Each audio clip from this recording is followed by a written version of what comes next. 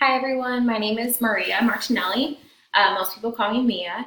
I grew up in Vacaville, California. It's in between Sacramento and San Francisco. And then after I finished high school, I moved to San Luis Obispo. It's about 4 hours south of there and more near the coast, the beaches, and In-N-Out Burger, which I really miss. I moved to South Dakota about 2 weeks ago to go to nursing school here, um, which I'm really excited about going to nursing school and getting my bachelor's. And after that, I plan on maybe going back out of the state, maybe to California or wherever else. I'm open minded about that. I'm also on my free time, I enjoy going to the gym. I'm on the cross country team. And no, I am not excellent at long distance running, but there is room for improvement, and I'm excited about that.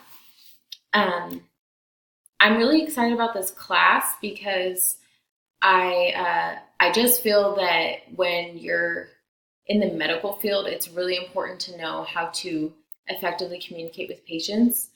I believe that when you're new, like me, you kind of assume naturally that everyone has the same background, everyone is understanding what you're saying, and you're understanding what they're saying. And there's a lot of assumptions, I think, that go along with poor communication.